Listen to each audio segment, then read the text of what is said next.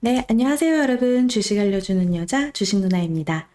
4월 12일 화요일 아침, 우리가 잠든 사이 밤새 미국 증시에선 어떤 일이 있었는지 체크해 드리도록 하겠습니다. 네, 이날 뉴욕 증시는 페드의 공격적인 긴축 전망 속에 또 미국 국채금리가 급등세를 이어간 데다 중국의 경기 둔화 우려가 커지면서 3대 지수 모두 큰 폭의 하락세를 기록했습니다. 다우지수 마이너스 1.19% 하락했고 S&P 500 지수 마이너스 1.69%, 그리고 기술주 중심의 나스닥 지수는 무려 2.18% 마이너스 하락하면서 장을 마감했습니다. 정말 좋지 않은 캔들의 흐름이 나타났죠.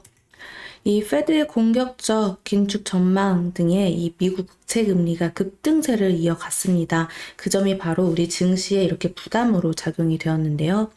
오는 12일 대표적 인플레이션 지표인 소비자 물가지수 발표를 앞두고 경계감이 커지고 있는 가운데 미국 10년물 국채금리가 장중 2.79% 선을 웃돌면서 2019년 1월 이후 최고치를 경신했습니다.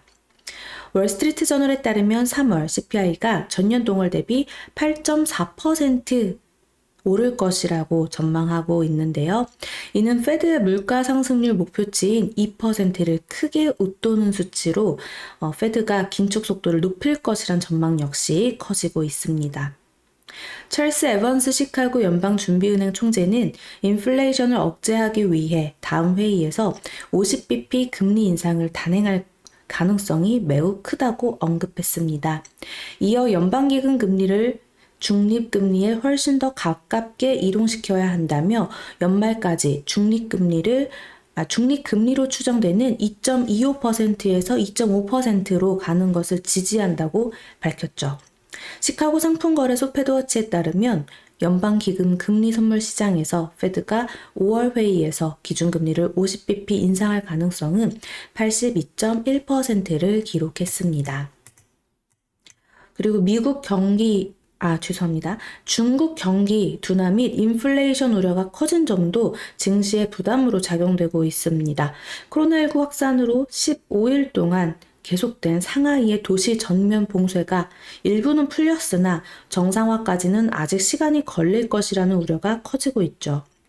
특히 상하이 봉쇄에도 코로나19 신규 확진자 수가 연일 최고치를 기록하는 등 봉쇄가 장기화될 수 있다라는 전망이 커지고 있습니다.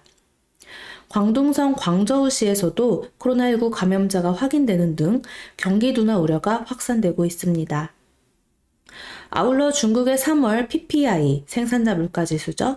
그리고 또 소비자 물가지수인 CPI, 이 PPI랑 CPI가 시장 예상치를 상회하면서 인플레이션 우려도 커지고 있는데요.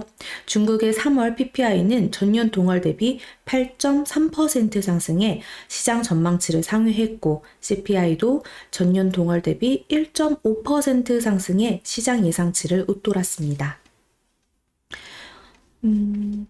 그리고 또 이제 미국장 우리가 주시해야 될 부분, 사실 이제 기업들의 1분기 실적 발표 시즌이 오는 13일부터 시작이 되죠. JP모건이랑 델타항공의 실적을 시작으로 시작됩니다.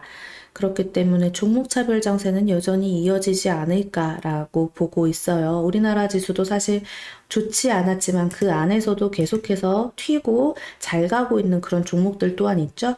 이렇게 우리나라 장도 지지부진하게 안 가고 있음에도 불구하고 이 섹터별로, 종목별로 또 다르게 움직이는 그 부분은 있습니다. 그러니까 그런 거를 우리가 계속해서 공부해 가면서 시장 흐름을 지켜보는 게 중요하지 않을까 싶어요.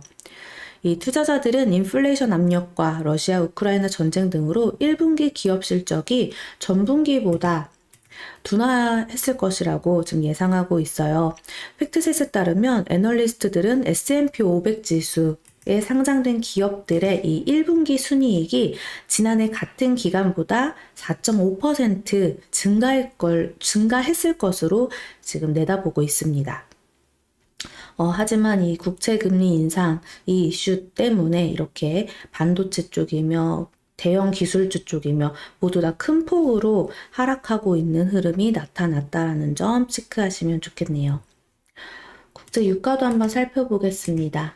WTI 5월 인도분 가격 전거래일 대비 3.97달러, 마이너스 4.04% 하락을 했어요.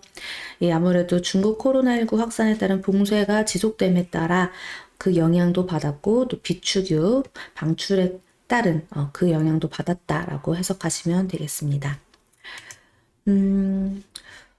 여기 종목별로 한번 쭉 볼까요?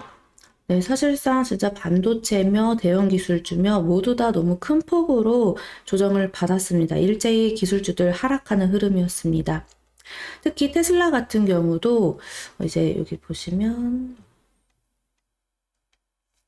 마이너스 5%대 이렇게 하락하는 모습이 나타났는데요.